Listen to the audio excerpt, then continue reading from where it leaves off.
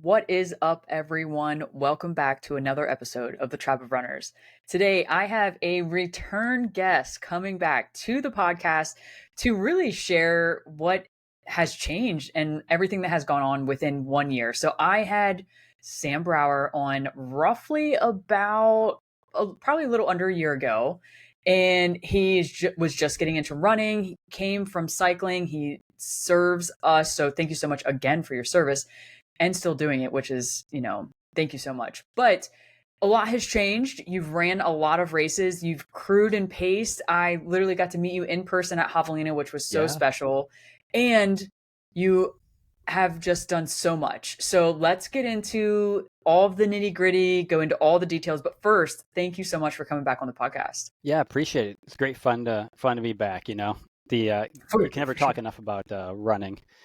So Yeah, for sure. We literally just got ready to get on the podcast. I'm like, listen, we're talking about running. We could do this all night long. So love to get into kind of like how things are going in the running world, what's going on. I obviously know, but kind of share sure. the tea. I guess so. We'll start from last time we talked. I was getting ready to do my first ultra. Mm-hmm. So that was cool. Did not go 100% to plan, as you can imagine. But every step along the way, you learn more stuff, which is one of the coolest things. So I had the 50K in November, and then went into a training block for March when I did Antelope Canyon 50 mile, which was also really cool. Did not go 100% to plan. There's a theme there. Yeah, which was really cool. And then I guess for me, I'm in denial that I'm almost 40, and so I turned that around for Kettle Moraine 100K in June. In between those two, I also PR'd my half marathon, which is really cool. And then we're recovering from that. And there's a tons of lessons in between all of those, but that's been like the year as a whole so far. And now looking to finish the year and then have a huge build over the winter to next year. So For sure. We will definitely get into next year, but let's yes, focus we'll dig on in. like what has happened and everything that went. So your first ultra, that was Speed Goat, right? So I didn't do the ultra distance there. I did sub ultra. I did the essentially 30K or Okay. Yes, whatever yes, it was. yes. Yeah. So I had done that right before we talked last time, and it was That's what gearing it up was. for a local 50K outside of Las Vegas in November. Last time we talked, which I did, was super fun.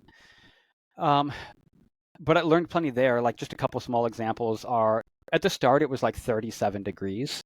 Oh So my God. I'm wearing tights. I'm not starting in shorts. I know I talked about starting in shorts yesterday on a call. I'm not starting in shorts. I'm wearing tights. This is so cold. But it's this huge like state park area in Vegas with all these like the Red Rock Canyon walls and stuff. Did not think about how those retain heat overnight. So although you felt super cold, by like 15 miles in, I was sweating, and I didn't get rid of my merino fleece until, well, far later than I should have. And went t-shirt and still long tights the rest of the way because I just didn't want to be bothered with changing at that point. Because I'm like, well, I only got like 10 miles left. Like, fuck it. But yeah, it was hot. But I still did fine. A little over 6 hours. So like, I'm There not you go. complaining about that. Like first 50K. Heck yeah. Which was really cool. And then we built towards Antelope Canyon 50 mile. I did Jackpot Ultras, the 6 hour timed event there, which was interesting. That was actually my first time trying out plated shoes, although it was like plastic plates or nylon plates or whatever. The old Mach X shoes, which I learned are fine to a point for me. But oh man, I got about 25 miles in and my lower legs started hurting so bad because they're just not that used to plates. I've ran a little bit in plates, but not consistently, you know.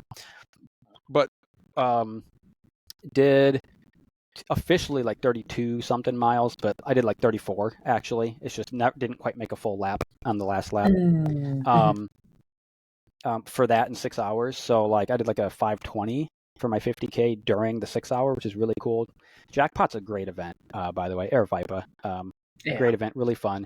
Leading into Antelope Canyon 50 mile, which was epic and definitely slow. Dealt with some knee pain there, which will capture the rest of this year basically so far. But that was an epic adventure, like running through the slot canyons on like Navajo Nation. And there was a point where we just turned off of a like ATV road, and you're just running through the desert looking for ribbons tied on bushes. It's not actually a trail. It's just like was a made up route. The race director is now Michael Versteeg. So I Mhm. swear it's probably just him going out there like, I'm going to just weave between these bushes and try to get to this point over here on a map. And then we're going to, not a trail at all. It's just like made up, So super Mhm. cool. And you end up on the side of a canyon, and you're like taking a ladder down the side of a canyon to like the next level down.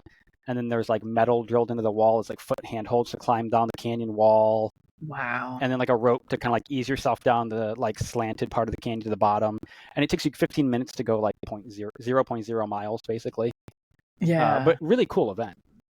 Yeah, I So heard, or I think I've seen pictures, like there was like conga lines because everyone had to yes, like take their time to get up and down yep, certain there sections. were. And then the amount of loose sand. I hit like Oh, mile 30 and basically you had like 6 or 7 miles straight of basically just soft beach sand running. And I wow. mean, and that wasn't the first running. It was just the one I remember because of how awful like my knee was starting to feel, probably from the stabilizing on all the sand. Like Mhm. so much sand. I changed socks twice in the middle of that 50 miler. And every time I could just take my like toe socks off and there's like sand falling out of the individual toes. Oh my Like I've never had so gosh. much sand in my life. It was wild. But a Wow. really cool event, like a really cool place to do it. Oh, for sure, for sure. And then I tried to turn it around. What I've learned is I'm not 20 something anymore. And I probably need longer recovery periods, longer build periods, and not like 10 weeks is not enough to do all of that, Mhm. basically. So I'm going to apply that to next year. Yeah, yeah. Um, Very, very smart. And so, like, what underlining issue was, or I should say, we're probably not 100% sure on the issue with the knee, but like, you're assuming the knee issue was due to like the unevenness with the so that sand? was my assumption at the time. We can get more to that later because kettle moraine, it got worse. Um, Okay, okay. um, so we weren't sure yet, but after a couple weeks of recovery, I started feeling fine to run mostly, and it was like manageable.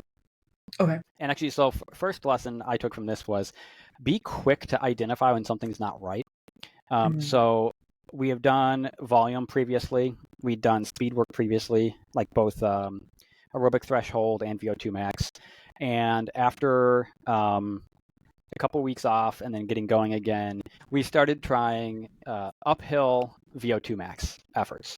So like 8 to 10% grade, 2 to 3 minutes VO2 max.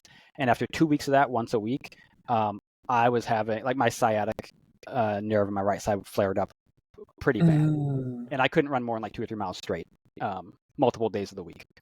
Mm. So we immediately killed that, stopped doing speed work, and the training block I did not get the consistency or volume I wanted heading into Antelope Canyon 100 or not Kettle Moraine 100K in June, but we were able to like be consistent enough to have confidence to still like get through it,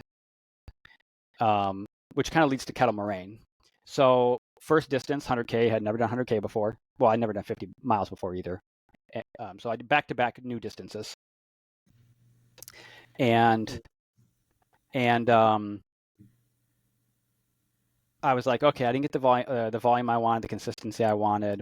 I'm not going to set a time goal, but you still have an idea of what you think you can do. You're like, I should be able to do about, so I'm like, I can probably do 100K in like 12 to 13 hours. I've never done it. I haven't had the volume I wanted, but I think I can still probably do that.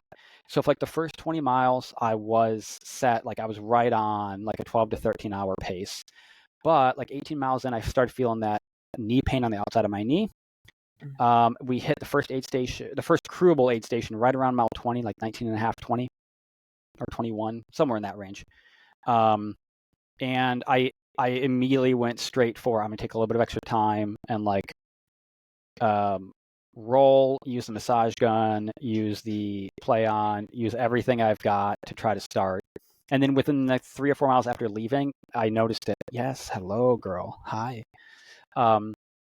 After leaving the aid station, it was going up also my upper leg, and I was feeling it strong in the glute itself, which Mm. told me the sciatic was probably flaring up. Now, Kettle Marine's course is about the first 20 miles is a lot of roller like Midwest rolling hills, Mhm. and then after that aid station, pretty quickly you get into like more flattened out like open meadow terrain, and then you get to a lollipop loop at the top of the course. It's about 5 miles. That is constant rollers, and then you work your way back again. So I think those first rollers, I'm not gonna say I wasn't aggressive on the downhills, but maybe I was optimistic a little bit on the downhills, knowing I had some issues already, because I had figured out from those VO2 max inclines that uphill hard efforts were flaring up my sciatic nerve. But I stopped the hard efforts and it was okay. So maybe I'm going to be okay. And I don't think I was okay. So the last 44 miles of the 64 miles of that race was basically with just continually building hip, upper leg, and knee pain. Only the first 20 miles felt okay, essentially. Wow. So, and that's a grind to get through any bit of a mile, knowing it had to be so much of a mile. So when that happened, what was the mindset? Where'd your head go? I pretty much within a mile of leaving that first crewable aid station, I'd pretty much already just mentally went, I have to give up any idea of pace or how fast I'm going to do anything, or I'm not going to make it to the end. So that was the first thing. Mentally, I just had to force myself to accept that as a fact. And I think I could have kept pushing and just dealt with the pain, but I don't think I would have made it 64 miles if I did that. So that was my first problem to figure out. And then it became a continual, in any given moment, what can I problem solve or what can I mentally do to get myself to the next point to deal with something. And I dealt with it that way. So I started icing at that first crewable aid station with the ice bandana because it was hot. And I started immediately working those problems. And I was like, well, every crewable aid station, I'm going to take more time. And I'm going to use the massage gun. I'm going to use the spray. I'm going to do all these things. Which kept it manageable for a little bit, where it's like, okay, I'm going to stop running down hills. That was the other thing I was doing. I'm going to stop running downhill. My plan had been to walk up hills, run downhill and flat. And by mile 20, I was like, okay, I'm just running on the flat, nothing else. Because the downhill running was what was making it the worst. And then I just started coming up with different strategies. So it quickly became okay, we're going to break this down aid station to aid station, and I'm only going to focus on the next aid station I have to get to. And then I'm going to go from there. And there's lots of little things along all of the aid stations that kind of changed bit by bit that are things I never even thought of along the way. But that was I guess the first couple of things I did was I knew I had to change my mentality of what is my actual focus, and then how can I break it up into small chunks. Yeah, and that's incredible, and a hard lesson to learn, but a good one to learn. It stinks that it had to be at this race, but when that time goal, when you had that hard conversation with yourself, it's not going to be about time anymore. Do you feel like that took a lot of pressure off of you to be able to just grit through this race and kind of get done, or how did you feel during that situation? I think a lot of it for me came from thinking previously, before the race ever started, of what do I actually care about, and what is my reason for keeping going or not keeping going. And a lot of it for me is I do have a strong belief that if I'm willing to quit at one thing I want to do, I'm going to be willing to quit at other things that I want to do or don't want to do. And I don't want to reinforce that mentality. So it's important to me to see it through, even if it's not going to go as well as you want it to, and to keep reinforcing that. So that's a large part of it for me. And then to go along with that, I set a thing for myself of, if I feel like it's going to be a short-term problem for me, I will deal with the short-term consequences of something. So I already had physical therapy set up to start the week after the race, because I had a feeling something was going to be a problem. I just didn't know how much of a problem. And I was like, if a couple months of something can get me back to pretty normal, I'll take it. If it's going to be, I'm going to be messed up the rest of the entire year or into next year, that's a different story. And we're going to seriously consider pulling the plug. So for me, it's long-term versus short-term kind of problem. And that's kind of my break point or my red line. And I pre-decided that ahead of time, that's how I was going to approach it. Very cool, very cool. And it's smart because at the end of the day, it really comes down to like, do you want the longevity of the sport Hmm. or do you just care about one race that could potentially blow you up Yeah, in the long run? And, smart decision for sure. And just mentally preparing yourself is huge because I assume you kind of knew like there could potentially be an issue and then just having that little bit of a self-talk like, hey, this could happen, this yeah, could be an outcome, not like thinking, visualizing, getting it going, but just knowing like, it's there's a possible. chance, but Yeah, let's just play it safe just in case. So I love hearing that, and I'm glad to hear like it didn't completely ruin you in that yeah. aspect. It was a And bummer. Don't get me wrong, but like I do think in life you have to find a way when things don't go the way you want, and it is a bummer, how to still get through it. Mhm. Because well, like another reason for me to keep going is I was also thinking like my mom wasn't there. My dad was crewing me first time going to ultra. My mom was not there because it was her week after a chemo treatment. So Mhm. she was not in a state to be out of the house. She's like, I don't want to deal with anything. I'm not going to be eating or doing anything.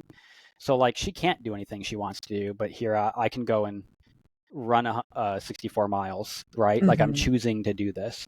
Mhm. Um, so um, I say that because to me it's like there will be things that aren't going to go as planned, and in my mind we have to figure out ways to still work through it and still keep progressing. Because if at every moment in life something gets really hard and we just stop and say, well, I'm going to give up at this and do something else, then you're never getting to where you want to be in the first place, really. Mhm.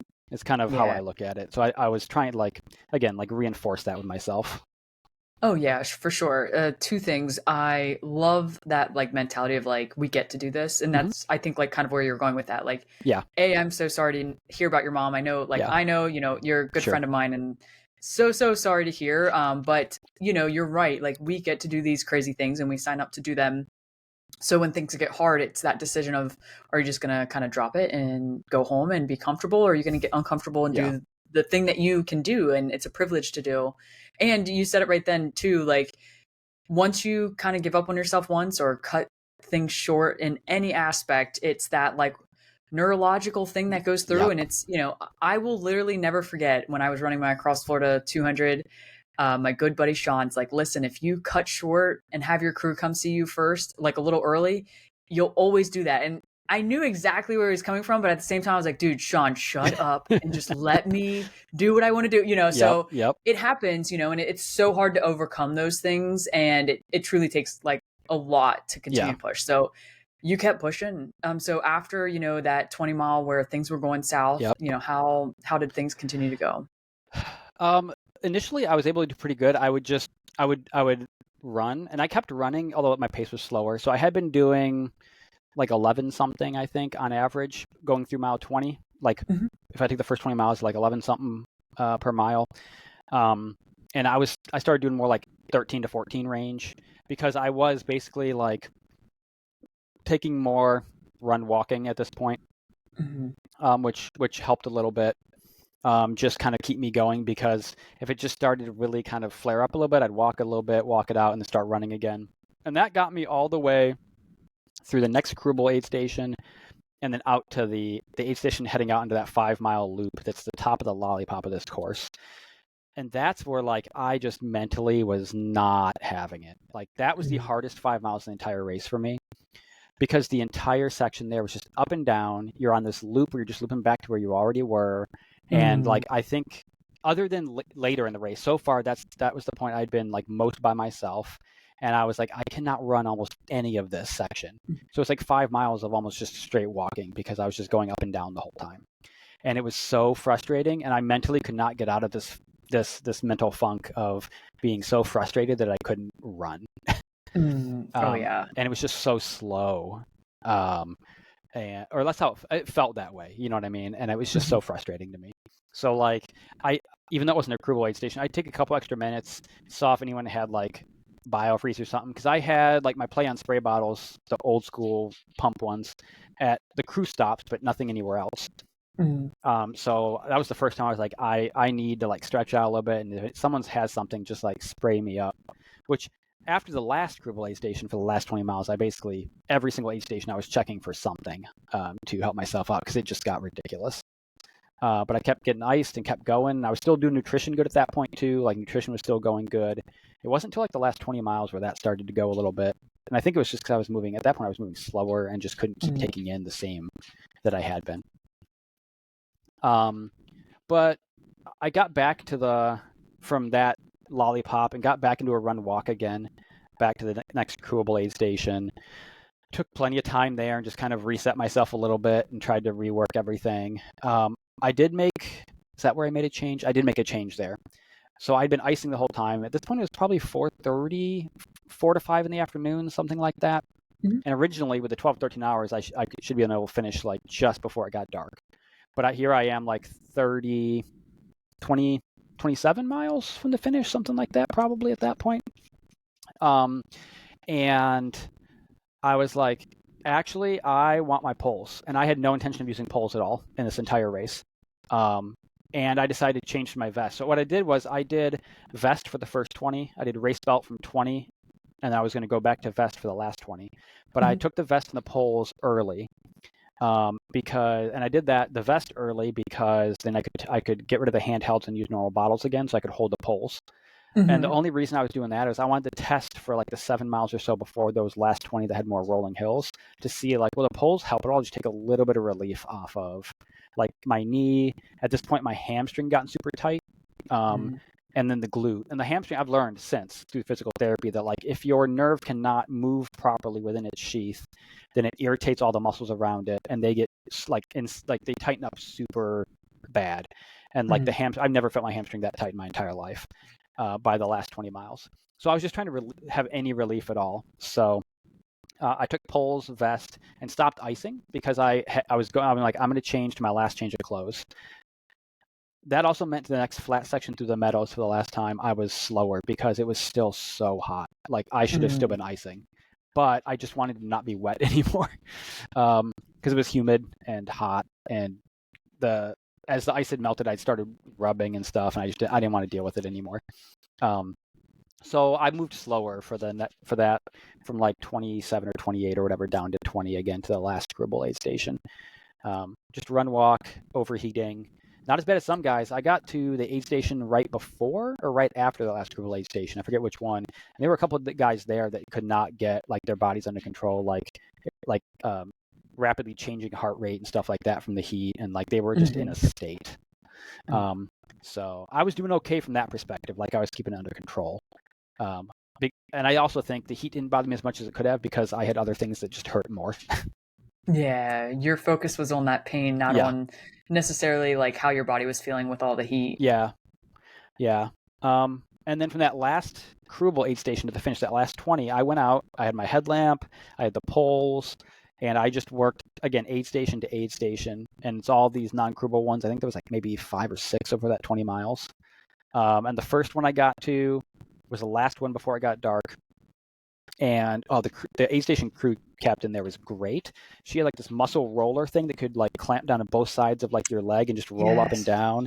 Yep. And it took like 3 or 4 minutes of just getting all like my upper leg rolled out, which helped the hamstring a little bit. And tried to take in a little bit of just like actual food at that point because I knew I wasn't like hydrating or eating as much as I should be at that point.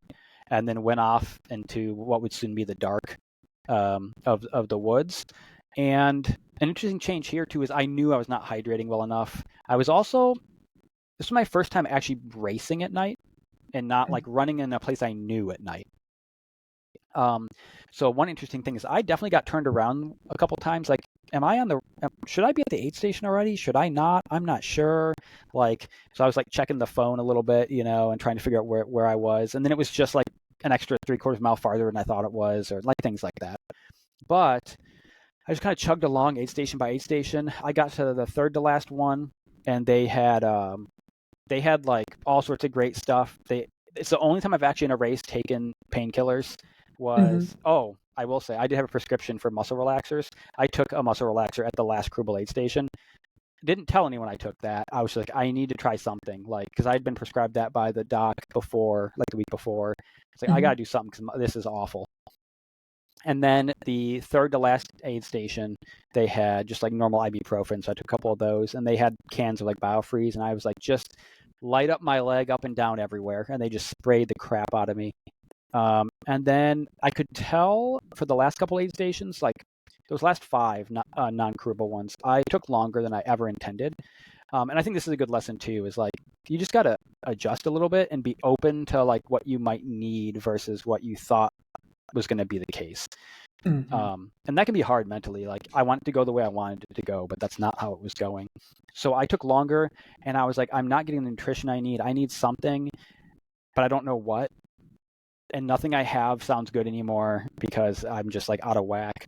But I got there, and it was after dark, and it's like you're still sweating and feeling like that nasty, humid hotness, and yet I was like, my breath was like I could see it in the air because it was cooling off finally, like 10 o'clock or whatever. But they had like chicken broth, and I was like, oh, that sounds really good. And I've never ever wanted that while running before. But for the last 2 aid stations, I took a cup of chicken broth for both of them and just had that before I went back out on the trail, and was like, I don't know, it just felt like, oh, that's what I need. You know what I mean? Like there's just Oh a thing yeah. where like your body almost just goes like, I need some of that, so give it to me. Yeah, it is crazy that your body will literally at times tell you, I want this. And you just know, Yeah. and it's though you can't explain it, but you Yep. know you want that and you need your body's Yeah. like craving it, and it's Yeah. it's a thing for I was looking sure. at the table, listening to what they were telling me, and I was like, yeah, chicken broth. Yes, yeah. Yeah, that's awesome. And then I Well, I'm got into glad the you finish. experienced that. Yeah, it like maybe 40 minutes after midnight, something like that. So what I thought was gonna be 12 or 13 hours turned into like 17 hours and 40 minutes or thereabout, something like that. But it was a finish, and It that's was all a that finish. matters. Yes, Yeah. I hobbled my way into the finish, run walking up and down all the roller hills again. Mm. So that was good, which gave the first belt buckle. So there you go. Heck yeah. No, that's amazing. And you should be so proud, even if it took, Yeah. 20 some hours. I don't know what the cutoff is, but it takes a lot for someone to continue to push when things are not working or Hmm. going as well, and you're in pain too. So Yeah. I'm very, very proud of you for finishing. It's a huge accomplishment. I actually think And that's the most proud I've ever been of the a willingness to keep pushing, be, that's awesome. because it is so mentally tough when it's not going anything close to how you wanted it to go or thought it was going to go.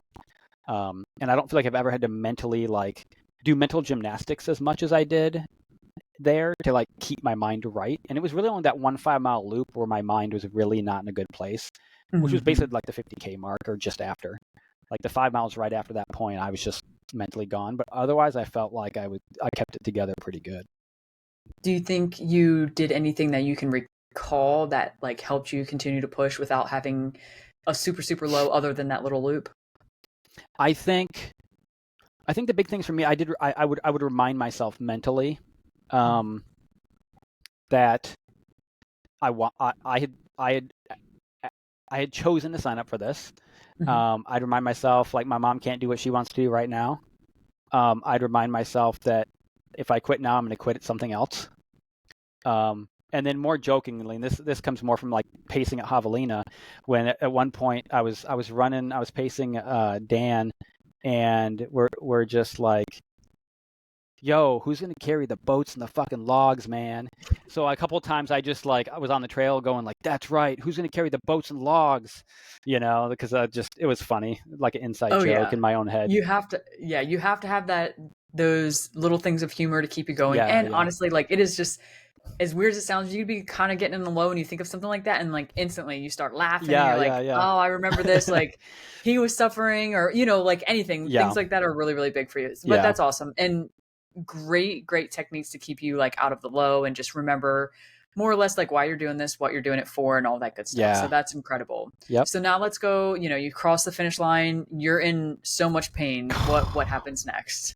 Um, First, I don't remember if I actually verbiage this as the last create station or not, but I was like, I'm gonna want um my merino hoodie and like my normal like my Patagonia vest and something else to put on my feet. And I got to the line and I didn't have those things, so I was like, please go to the car and get these things. And then I just hung out by the finish line like cold and was like, I'm gonna sit down and I'm going to have did I have the beer there or at the hotel? I don't remember if the beer was not brought and it was still in the car, and then I had it at the hotel. But I had a beer prepped. Um, and I sat and had a cold grilled cheese, and just chilled for like an hour to like let myself come back to normal, and then went back and passed out, which was great. But I just enjoyed that vibe a little bit. I just missed one of our other everyday ultra people who's doing the 100 miler. They got out of that aid station. So the cutoff for the 100 milers was 10 minutes before I came in to finish my 100K. So they got out about 20 minutes before that, I believe it was 20 or 30 minutes before that. So we actually passed each other on like the out and back from the finish without even knowing it because it's dark and all you see is headlamps. Yeah. So we talked about it the next day when they finished, which was good times. Heck yeah, that's Um, awesome.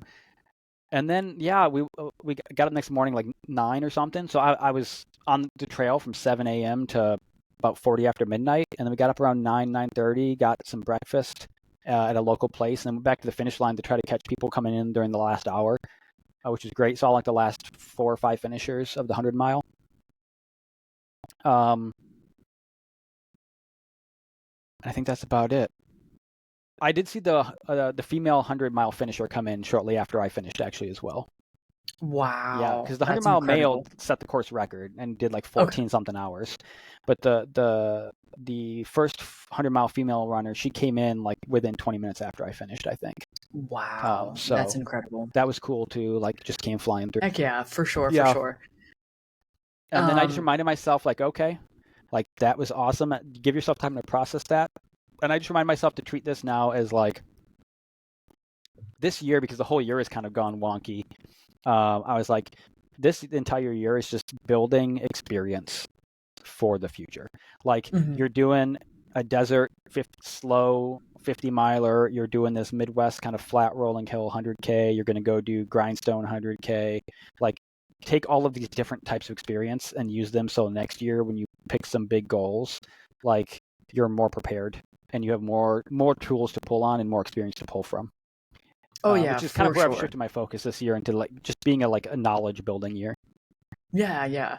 Well, no matter what, I feel like majority of these races are, we may not actually think or perceive that right away, but with dealing with so much adversity Mm-hmm. that you have gone through, it's a great way to shift the mind and start, realizing like these are all lessons and you need Yeah. to learn as much as you possibly can and continue to go.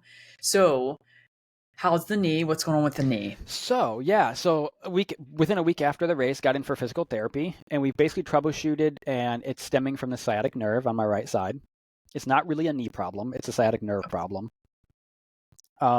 which is currently flaring up more from the hip down to the knee Oh on the wow. right side. So it's a hamstring, glute, hip, knee combination problem.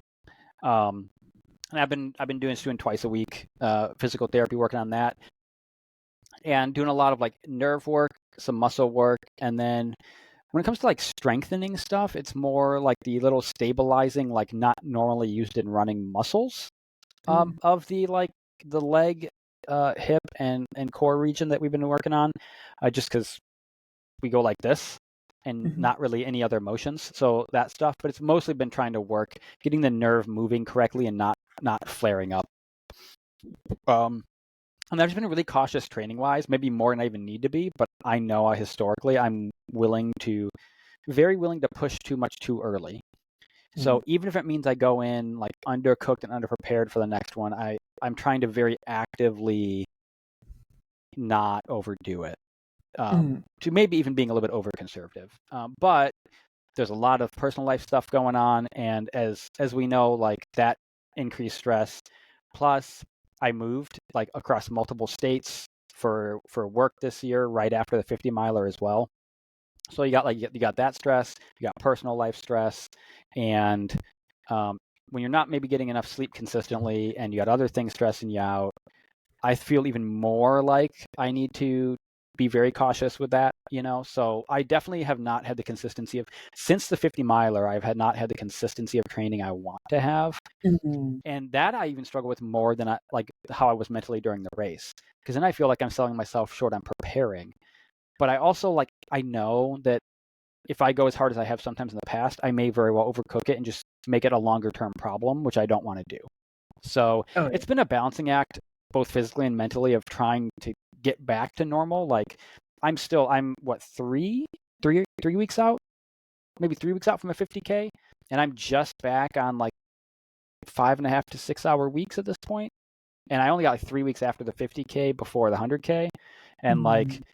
undercooked. But with all the stuff going on and making sure I'm not making it worse, especially given my goal for next spring, I really don't want to go into this winter like still messed up.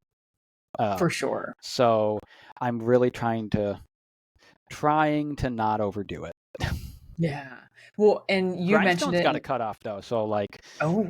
the grindstone cutoff for the 100K is like 15-20 minutes more than I did for Kettle Moraine with a lot more climbing, Oh like double shoot. the Okay. climbing. So it'll be interesting to see how that goes. I think if I can if I can go into it at least as prepared as I was for Kettle, which I think I can between now and then, I can get about to that point. I'll be underprepared, but and because there's more consistent long climbing and downhills, I'm thinking maybe I can be a little bit more proactively conservative from the Mhm. beginning, and maybe that'll make it fine. Yeah. So I think it would, and especially with the hopes that there's no pain. So yeah, if you have to go like slow, like I don't mean this in a rude way, it won't be as slow as it was for the yeah, first, which would be yeah. great. Because And kettle, you, I was doing like 11 to 12 minute miles for the first 20 miles, but then I was doing 13, 14s, and then by the end I was doing 15 to 18s because I yeah, just oh couldn't yeah, move properly. And if I can just keep it at like 14 to 15 on average, that's still better. Even if it's oh not as yeah, fast as I would like to be, it's still better, you know. 100%, yeah. So that's kind of the approach mentally I'm trying to keep reminding myself of, Yeah. Well, and when you have high stress, you can't overdo it. And No. like, and you mentioned it, and I Yeah. will preach and pray it. When personal life is stressful, it 100% affects your training, Yeah. and you don't want to overdo it. I'd much rather you be a little undercooked, Yeah. and I know Joe thinks and Yep. says the same thing. So like, it's rather that than like jeopardizing being overcooked and having an injury, and that not recovering your injury. Yeah. It's disaster. So what Yes. you're doing is Yes. all the right things, and you're in the best hands possible. So Yeah. you know you're doing right. It helps when you get reminded that it's smarter to do what you're doing than push when maybe you shouldn't. So, 100%. yeah. Yeah, yeah. No, and even though like you made the comment about David Goggins and like who cares about. I do love that mentality Yes. sometimes, but at the same time, like you have to take care of yourself at the end of Yeah. the day. At And at work, some of our young airmen are like, "Man, do you like Goggins?" Because a lot of them just don't have like I'm just gonna call it like a wartime, like get shit done mentality, like just do whatever you got to do. They just aren't like that. The young like 18, 19, 20-year-old kids a lot of times. And like I very much compared to them seem to be that way. Mhm. However, I will be the first to go like, yes, I like Goggins' message. However, you don't need to go 150% over the edge on that message. You can pull back a little bit and apply that message in a reasonable way, Mhm. and that's how I look at the Goggins message. It's like, yeah, take Goggins and then pull back 20%, and like you're in a good place. Yes, yes, yes. Like, I can agree to that 100%. And sometimes like you just have to rest and recover, which I know he's not about either. mm-hmm, But mm-hmm, it's you got to yeah, take care of yourself, and longevity in any sport is way more important than carrying a boat a little extra longer, yeah, whatever the yeah, case yeah, may be. yeah, So, yeah, yeah. yep. Very cool. Well, I love the mentality switch and the adjustment and everything that you have going on and plan to do. So I'm really hoping everything kind of continues to go right in your aspect. How's training been? Not as consistent or as much as I would like, um, but I'm hoping enough to get through Grindstone, and then by that point, I'll have gotten to a point where we're starting from a good place again. Mm, Like mhm, when I started for the 50 mile, like I started in a good place, and it was a solid, good training block. So my hope is, because there's just not that long left until Grindstone at this point, is that after that I can get a good recovery and then start building really good for next year, for next spring. mhm. I will say, like I have a 50K in late August in Kansas, just a small local one. Um, and although I think like I have the speed to be like a top 3 person of that 50K, I am thinking about mentally approaching it of run it at or better than the pace I want to do the 100K and just see how I Mm, feel at the end. for sure. Which That would would be which so would smart. be probably 2 or 3 minutes per mile slower than I would actually do that 50K. Hmm. Like maybe I do it at 13 or 14-minute miles instead of 10 and a half, 11-minute miles or whatever, or 11 and a half or whatever. Hmm. But that may be a more beneficial mental exercise for me going into the 100K, to be honest. Yeah. So Oh, for sure. that Because kind of if you thing. can hold that and have no issues and come out and be like, I can definitely do Yeah, this, you just have that like little mental check mark yeah, and physical check mark to know that like everything's working and feeling good. I think that'd be super smart. yeah, for sure. Yeah. And then it's all about next year's goals because that's the big stuff now. So Yeah. So let's get into that. Tell us yeah, about, I already kind of know. yeah, you kind of But know. let's hear about what 2026 is going to look for you. So I turned 40 Cinco de Mayo of 2026. Very cool. So I signed up for and I'm in Sedona Canyons 125. Hell yeah. So that will be my first over 100K that I do, Mhm. which I'm super stoked about. I love, like, I spent the last 2 years spending way too many hours on the Cocodona live stream. Like most of us probably, I've spent Yeah, so much time 100%. on that live stream. Yep. And Yep. I love that race. I think the concept of how they've structured it, almost how you see like some of the European races of like out in the wilderness, back into town, and like the way they do that is so cool. And I love Northern Arizona specifically. So I'm really looking forward to that. But I will not have gone more than 64 miles before, maybe Mm. 65, depending on the 100Ks before that. And part of the reason I picked it, other than I just want to do Sedona Canyons and I eventually want to do Cocodona, Mhm. is um, I think Sedona Canyons will give me, if I can put together the right kind of training block, will give me an opportunity to really kind of walk the line of going too close to the sun Mhm. during a 100 miler or more, because there's a lot of wiggle room. Like most races, the cutoffs are, you don't have a lot of room to mess up, because it can take too long to come back from it. And the cutoffs Mhm. there allow for you to do that. Um, So if I think like I could do a certain time, I'm willing to push to do that time, knowing that maybe I'm giving up 6 hours if it goes wrong, you know. Whereas Mhm. normally you probably couldn't do that um, because the cutoffs are too tight. So that's part of the reason I picked it. Other than I just think that area looks beautiful, and I know Air Viper run a great race. So Oh yeah.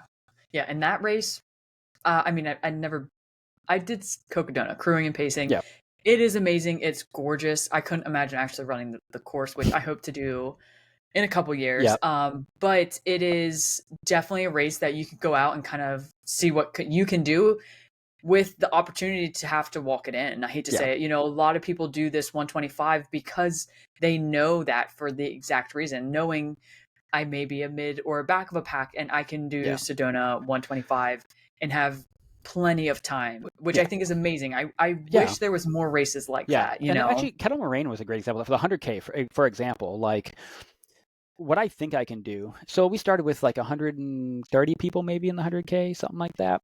And like with the time I think I can do, I'd be like a top 20 person. So I would Mhm. call that like back of the front of the pack maybe, or maybe the front of the middle of the pack, whatever that is. Mhm. Which is, if everything goes well, like training goes well, I'm not physically messed up, nothing else goes wrong. I think that's totally reasonable for me, like a zone to be in. And I think that could mean like a top 10 or 15 kind of thing at a Sedona Canyons too. Um, but as Kettle Moraine pointed out, if things go wrong, I go from maybe I'm a 12th or 10th or 15th place to like 54th, Mhm. Mhm. because like if things go wrong, you just can't perform it the way you normally would perform. And it's the Mhm. same thing can happen if you really push the limits of what you think you're capable of, is sometimes it's not going to go right. Actually, this year, it looked to me, at least, not having watched the whole race, but for Western States, Adam Peterman, like Mhm. he's capable of being in the podium, and he was like 60 something or something like that. Yeah, yeah. Like Yep. things go wrong, like that's how much it can change the result, no matter how capable you are. For sure, for So sure. I And like that about Sedona, to be honest, and Cocodona, is that it kind of allows you the opportunity to see and push, knowing that you're still fine, and either you walk it in, or you take 4 hours and reset yourself and get going again, or whatever it is. Yeah. Yeah. It kind of takes that pressure off too, because like you said, it allows you to go out there and kind of have some fun, push a Yep. bit, but also know like, hey, there is a very generous cutoff, which is also why I feel like it takes so much pressure off people Hmm. because you have such a huge, cutoff that just is truly generous. Like I don't know how I can't remember exactly the cutoff, but it is you have It's a plenty of time. lot. I want to say Yeah. it's like 75 hours or something like that. Yep. Yeah. Because they It's base it off of the whatever. 250. Yep. Yeah. Exactly. Yeah. I Yeah, it's should probably nuts. know that, but Yeah. I don't. It's 70 something. I don't remember the exact Yeah. number, but yeah. Yeah. So that'll But be really plenty of time. cool. And then I Mhm. have one tune-up race set up too. So I'm going to do Desert Rats, the 100K, the Okay. month Very cool. prior, just to get more stones because Mhm. I'll have 5 after Grindstone. Very So cool. get 3 more and just kind of keep Yep. building those up for a future year. Um, it was either that or Zion 100K. I was going to do one of the two. So I went for the Desert Rats for the stones. Um, Yeah. and then we'll see for the rest of the year, just sprinkle in things. What I've decided, lesson learned, is like you need to test your body and figure out what you're capable of. I thought like, well, I can do a spring and fall race. That should be fine. Um, let's try to throw one in the middle of summer too. That should be fine. We got a couple months in between, and like I'm not doing that next year, so I'm setting one big spring race. I'm gonna do one big fall race, and then it's just tune-up races and nothing else.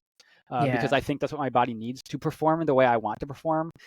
There's nothing against just doing it to do it and just to finish, but for me, I know that won't fully satisfy me. I want to push to test and see like how well can I make myself perform. Mm. And to do that, I need to have the time in between things to allow myself to fully recover and fully build again, Oh yeah. um, No, it's which is so what I important. have not had this year, I feel like, with how things have gone. So, Yeah.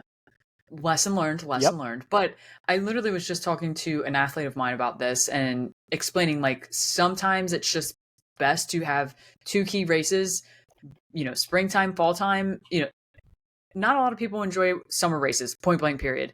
But use that time to like, fix what you need to fix in a sense, sure, adjust training however you need to do, have your fall race. Then after fall race, you have all winter to train and get more yep, specific for the spring race, and it's just kind of that back and forth, but don't hesitate to throw in other runs. But if they are, have them be fun. Don't have them be goal oriented or sure, stress you out. Like just either a fun distance or, like you said, like a training race or something to prep you for A goal, B goal yeah, type race. And it's the name of the game with these races, and I think we're all guilty of it, is there's so many cool races out there that you're like, how can I squeeze in all of these yeah, races at one yeah, point? oh And yeah.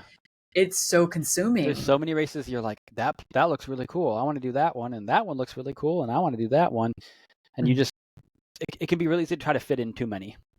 100%. Yeah. And I don't have my opinion is I don't have enough of a bulk of years of just base running specific fitness because it wasn't the endurance sport I chose from the beginning to be able to just rely on my body to recover easy enough and Hmm. be fine. Like Oh I yeah. don't have that. Um, Yeah, so I know I need to be more intentional about how I do things.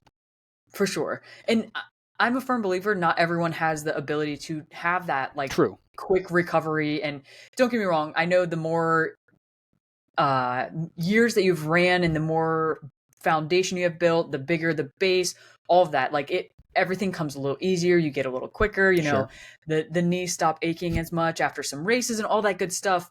But I do think some people just need a little more recovery, and there's nothing wrong with that, Yeah. and I'm not saying that about Yeah. you, but it's nice to know that like you can continue to strive in this industry, putting in the time, Yeah. being patient, and then also like figuring out what works best for Yeah. you. I will say, like, just from a pure like athletic performance perspective, I think I mostly am fine because like a Mm-hmm. great example, because I don't know if it's because I was so slower than I intended at Kettle Moraine, but other than the parts of my body that were messed up, I honestly did not feel that fatigued or like I had used up my capability at all. Like Oh, that's I got awesome. done and the rest of my legs, like sure they were sore, but like nothing more than I would expect for the Mhm. distance. Like I felt like based off the pace I was going, I could have kept going if I hadn't had problems, or I could have used up a lot more aerobic capacity during the distance by going harder, if Mhm. my knee and sciatic nerve and hip had cooperated, and my Oh muscles yeah. hadn't been messed up because in that section because they weren't cooperating. But like my Mhm. left leg, like was fine. It wasn't fatigued, and my cardiovascular system, I felt like I had a ton. Actually, the second half. Now this is obviously inaccurate. It's a big chorus, and I wasn't wearing an armband, but I went back and looked at the data afterwards, and like the last probably 8 hours of that 17 hours, my heart rate had gone from, and obviously I think it's usually a little high on the chorus, but Mhm. I was in like the 140 to 155 range a lot early on. And like I normally run in like the 140s according to my Mhm. watch. Mhm. When I look back at the data, the last 8 hours I was in the 120s and 130s Wow. because I just was. I think just because I have aerobic fitness and I just wasn't moving that fast. Like I Yeah. said, I PR'd my half marathon a month prior. I ran a 143 and I'd never gone over 150 or under 150 before. So like my Wow. fitness had gone up, like just from a fitness perspective, but I never fully got to use it. Mhm. Mhm. So a lot of my muscles and legs were like fine and ready to go, you know, pretty quickly. It's just I Heck had yeah. other parts of my body that were not functioning appropriately. 100%, which can feel not good, could cause, and I hate to say this, but you're probably really fortunate too. You didn't like irritate anything else. Having to walk more Yep. or maybe, walk a little funny because it's never easy, Yeah.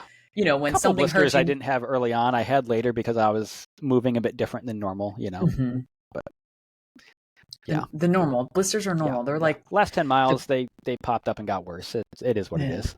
yeah, yeah. But now you know how they feel. So when in bigger Yeah, important things, when they yeah, come up and they are hurting, you're like, oh, I've felt these before. yeah, yeah, yeah. That's That's awesome. what a lot of it is. And Uh, also for me, it's if I felt this bad with things going wrong, when those things aren't going wrong, how much longer or faster or better can I do? Because I know I can do at least how bad this felt. mhm. And if nothing's flaring up like that, then you can keep pushing. So that's a nice mental exercise to go through too, honestly. Oh, for sure. Yeah. Yeah. And, like you literally have gone through shit.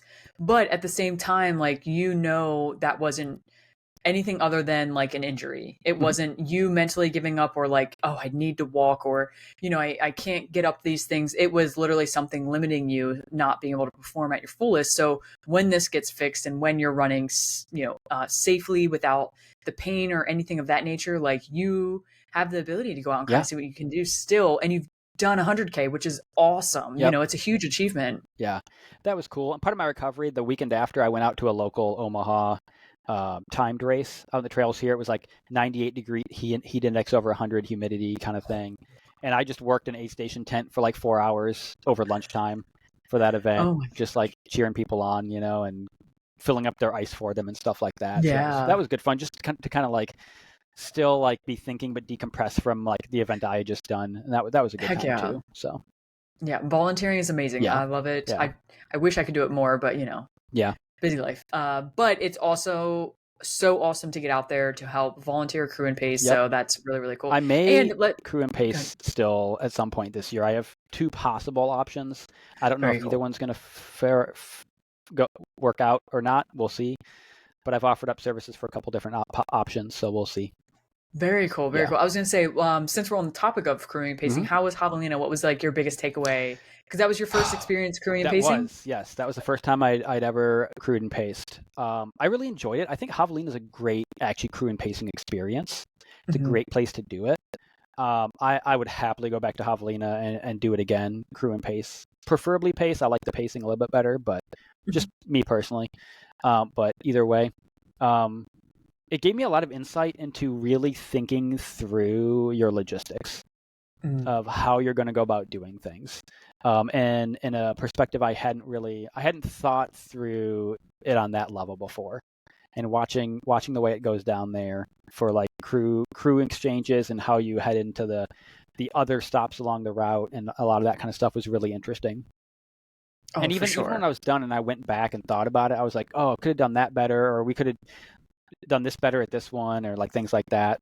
Um, so it was a really cool experience. I'll go back. I will probably go run Javelina at some point. I don't know when because it's Oh, not like near the top of my list, but it's on the list of things. I just have other things that are higher up that are in the same Yeah. month of the year. So Very cool. Very cool. someday.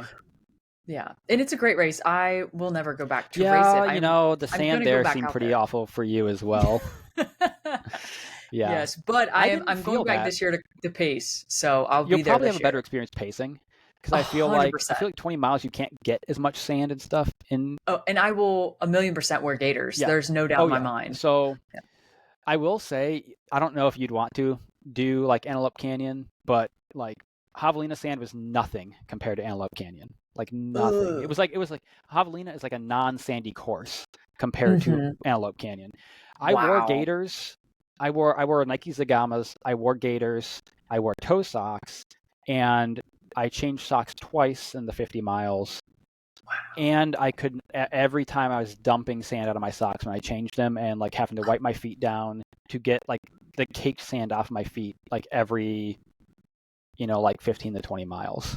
Like it Wow. was insanity. Whereas to me, Javelina is just like a normal southwestern like Yeah. dirt rocky course where it's like that's not really sandy. It's just the Southwest. Yeah, Yeah, yeah. yeah. Well, I'm used to this like wet, muddy sand Oh, that I've literally see, that sounds bad to me. gone through swampy waters like up to my thighs, never had a blister in my life. I go out to Javelina and rock the whole bottom of the ball of my foot. Yeah, that's So wild. Well, that's yeah, wild. it really is. Yeah. Everyone's like, "Oh, it's so crazy." I'm like, "Yeah, I don't get it. I've trained in crazy stuff out Some here of in it might be Florida, the and environment you're used to running into, because 100%, I think I would go into that environment and blister up so fast. Like a the million swampy percent. wet environment, it would be awful. Exactly. It has to be. Like my body's just used to being humid and Yeah. soaking wet and moist as much as I hate to say that, Yeah, yeah. and going out there where it's dry and the, sand is it's just Sand is finer, I awful. It think. is. Yeah, it's just different, but Yeah. lesson learned, lesson Yeah, learned. If it you're is doing something else. javelina, wear gaiters. Oh, 100%. I would definitely not do that without gaiters. Yeah, yeah, yeah, Yeah. yeah. Oh, So that crazy, was a cool crazy. experience. I also learned I need to better prepare a repertoire of like stuff to talk about, because that I think was one of Mm. my biggest, like, just a personal fail point. Hmm. For me, I felt like I did not prepare well enough from that aspect, but from a logistical aspect of like, okay, let me grab your bottles as we run into this aid station so I can fill everything up for you and for me, and you can just go to the bathroom or chill for a minute or grab food or whatever, Hmm. and then we'll just head out as soon as I'm done filling stuff up. That kind of thing. Was like I was good at that aspect of things, I feel like, Hmm. but yeah, I mean, first time you do something, you're never going to get it perfect. And also the interesting thing with this is like every single time is going to be different, because every runner you go with is going to be different. Every environment you're going to be in is going to be different. And so like the needs of what the situation will always be changing. 100%. And I will tell you, some people would like that you didn't talk too much. And then other people would be like, I want you to talk way more to me. Mm-hmm. So it is, like you said, Yeah. every situation will be a little different every single time. Yeah. But outside of Sedona, so I know you said nothing is like officially planned, but Yep. do you have anything else like that you're I thinking about for do. next year? I'm going to enter the lottery for Superior 100 next year. Ooh, okay. That's a race that really intrigues me. I grew up in the like northern part of the Midwest, like Mhm. just south of the Wisconsin border. So I spent plenty of time up in like the kind of northern forests, and I've done like sea kayaking trips when I was a teenager, like in Lake Superior and stuff. And the Superior 100 runs along that northwestern edge of Lake Superior up in like very northern Minnesota. Oh, okay. And I think in September, if I remember correctly. And it just looks like a beautiful place. And it's also one of those kind of like old historic 100 milers. I Mhm. want to say it's one of the first 10, maybe Okay. something like that. Like, it's been around for years, and it intrigues me. But it is a lottery, so I'm going to enter and see if I get in. If I don't, I've debated between another UTMB race, or I might do Hennepin 100 Oh, okay. I have in heard of that. Illinois, which is a pan flat. It's along one of the Illinois the little waterways where they have the levees in them. It's a path that goes along a canal Mhm. path. So it'll be kind of, from a visual perspective, kind of boring. Mhm. But but it's one I'm considering as well, just to kind of see like how well can I go and run 100. Yeah, So yeah. No, that'd be kind of a backup I'm plan, maybe. yeah. Yeah. And I'm all for changing things up every once in a while, Oh like yeah. be in the mountains, go do a road race, a boring road race. I hate to say that, but Hmm. Yeah. Yeah. you will definitely do amazing things. I'm super excited to see how Yeah. next year goes for you. Yeah. I'm excited. Just keep seeing what's possible. Heck yeah, heck Yeah. yeah, yeah. So, since I've already had you on here Hmm. and asked you the ending question I always Yeah. ask, I was thinking before we got on this call, like, what am I going to ask him? So, Mm, I feel like you've learned so much I have, within, I think. one full year. I'd say maybe a little less, but who's counting? So, with that being said, what is the biggest takeaway, the lesson that you would like to give to people that you have learned this year? Oh man, biggest lesson. There's so many lessons. That one's too easy. The easy answer is like you do need to understand your why, but that's too easy Mm, and a little bit too but it's cliche for me. very important. It is. Um, I think I honestly think the biggest lesson I've taken away from is after you figured out why is it you're doing this. It's taking the time to mentally prepare how you feel or how you're going to approach um, things needing to change and get adjusted. Mm. Um, because it can be really easy to fill out a spreadsheet with I'm going to hit this aid station sometime between this time and this time with these other possible times in the middle, and I'm going to need these things, and these are the paces I plan on running. And it's really easy to get your mind in the state of this is what's going to happen. And if things stay relatively to plan, that's probably fine. But I think as we all kind of figure out that's not how it works. Mhm. And other than just having a why, I think having mentally prepared yourself for the likelihood of things going wrong and having planned almost for how you're going to mentally adjust for that, I think is one of the most important things. Because I always just went, well, I'm not going to be a quitter. I'm going to have prepared myself, so I'll get through it. And Kettle 100K really, and I did it more on the fly. Other than I had prepared for, like, I knew I was dealing with some things that were coming and going, right, physically.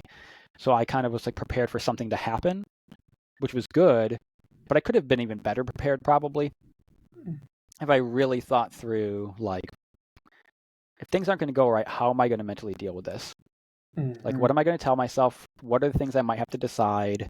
And what are my other than what are my red lines essentially? Other than the red line of I'm not willing to cause long-term problems for myself, that's the only red line I set, which is fine. Mhm. Give yourself flexibility, but do the mental gymnastics ahead of time.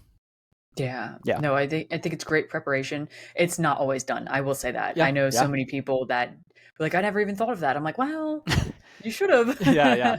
I mean, I Yeah. hadn't really thought of it before either. I was just Mhm. like, well, if something happens, I'm going to figure it out and get through it. And that's as far as I'd Yeah. really approached it before, you know? Mhm.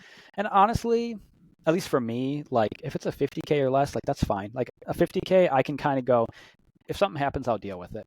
Mhm. But Mhm. I do think there's a change. If something's going to go past about 12 or 13 hours, Yes. I think there needs to be more, um, for me at least, like go past that time range. There needs to be more mental preparation because just the longer, the more likely, more serious things are going to come up that you're going to have to be prepared to deal with or figure out what you're going to do about it Oh, for or even sure. Yeah, how you without want a to doubt. deal about it, Mhm. you No. know? So, Agreed yeah. 100% and well put. And that is a piece of knowledge that everyone should really sit and think on and just remember when planning for any type of race because it can truly make or break you. And I think it's Yeah. great advice. So again, I appreciate the time and dealing with my crazy schedule as it always seems I'm to have issues. I'm so used to crazy But schedules. yeah, yeah, I'm sure. But thank you so much for sharing this new, past year, everything that's Yeah, been going on. And I'm sure in another year we'll have you on to go over we all sure things can. Sedona. Yeah, Go over after that for sure. Sedona, we can make it happen. I'm sure I'll Heck have yeah. even more great lessons after that. Oh, you'll have like a 4 hour long podcast of There you that. go. But Yeah. Yeah, thank you again for being on, and I will link all of your socials Sure. below so people can check you out and follow along.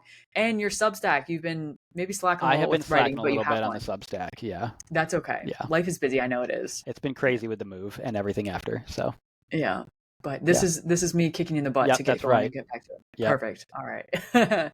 Thank you again.